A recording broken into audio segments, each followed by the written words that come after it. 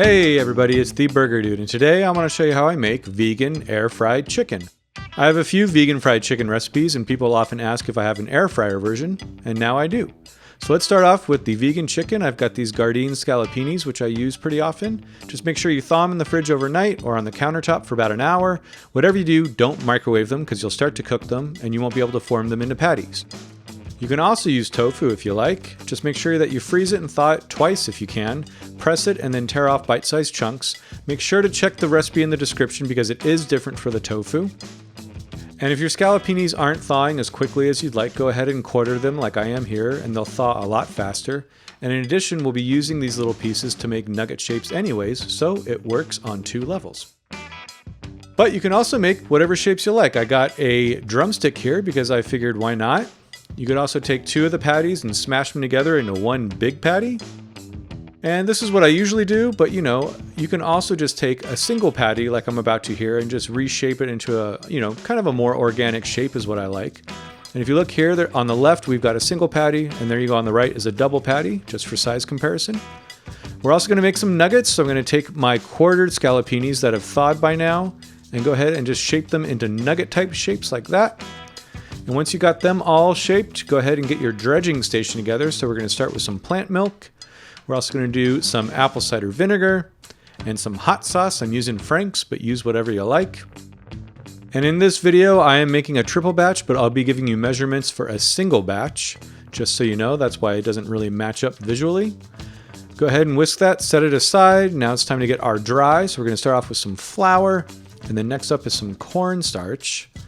And then we're going to do some seasoning. I've got this Mrs. Dash chicken seasoning, but use whatever seasoning you like. Cajun seasoning works as well. And then next up is some baking powder. And go ahead and give this a whisk. And then next what we're going to do is we're going to get the third section of our dredging station, which is going to be our breadcrumbs. And these Panko Bread Crumbs work totally great. You can also use Corn Flakes. And the only thing about Corn Flakes you got to make sure of is just make sure that they're vegan. A lot of cereals out there have D3, which is derived, I believe, from sheep's wool. And if you're asking why on earth is sheep's wool in my Corn Flakes, the answer is humans are fucking weird. And lastly, you can use these Doritos, which this flavor is actually vegan if you can believe it. And I gotta say, the Doritos fried chicken sandwich that I had was one of the best things I've eaten in recent memory, so I highly recommend it if you can find them. But whether or not you use Corn Flakes or Doritos, you're still going to have to smash them up like this. And of course, you could use your hands if you like, but as a vegan, I don't get to use my meat tenderizer very often, so I went ahead and took advantage of the situation. And you could totally use Fritos or potato chips, I bet would work great. It's really, customizable to whatever you like. And once you got your chips all crushed up, add them to a bowl like that, and now it's time to dredge our vegan chicken. So let's take the vegan chicken nugget and dip them in the flour, give it a good coating, shake off the excess, and we're gonna do the same thing in the vegan buttermilk mixture that we made. Just make sure to shake off the excess there. And now we're gonna go ahead and dip them in the breadcrumbs or Doritos or Corn Flakes, whatever you end up making. And a quick note, the finer that you smash up your Corn Flakes or your chips, the easier they will stick to your chicken. But also, if you have bigger pieces, that's going to offer a bit more of a textural contrast. So it's really finding the balance between what you like. And then once you got them all nice and coated up, go ahead and add them to a rack to rest while we get our air fryer prepped. And what we're going to do here is take some parchment paper and then go ahead and poke some holes in it with a chopstick. And what this is going to do is the parchment paper will keep the breading from sticking to the air fryer. And one important note I'd like to relay is if you are going to preheat your air fryer, do not do it with the parchment paper inside. Otherwise it'll fly up into the coils and cause a house fire. And I don't know about you, but I generally try to avoid house fires if possible. And in addition to that, I generally try to avoid stabbing myself, and that's why I'm using a chopstick, because I am a little clumsy sometimes. And so if that's you, I suggest a chopstick over something like a knife, you know what I mean? And once you got your parchment paper already, we're gonna add it to the air fryer. And next we're gonna add all of our vegan chicken nuggets in there, and make sure you don't crowd the air fryer. Next, we're gonna go ahead and give it a little bit of spritzing with some cooking oil.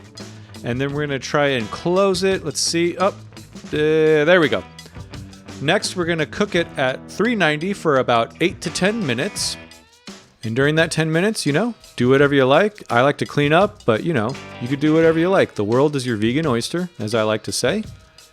After that 10 minutes, go ahead and take them out. We're going to give them another spray of the oil, and then we're going to flip them. As you're going to see, one of them, this first guy, a little bit of the breading stuck, so I realized I probably should have sprayed the parchment paper first. So go ahead and do that.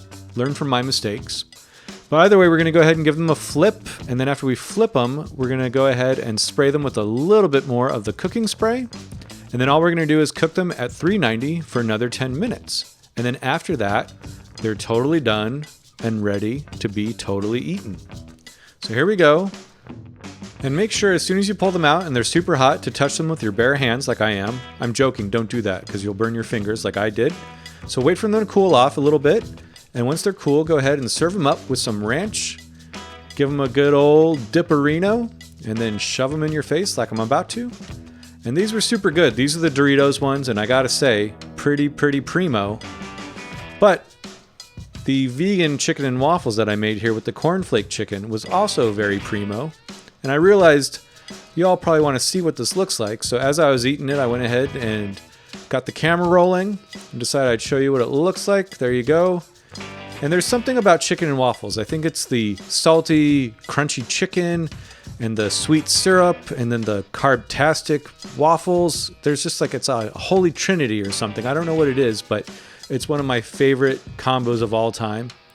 And yeah, I don't know what else to say about chicken and waffles other than watch me. I'm going to try and get a bite with both of them, which everybody knows that's the best bite right there.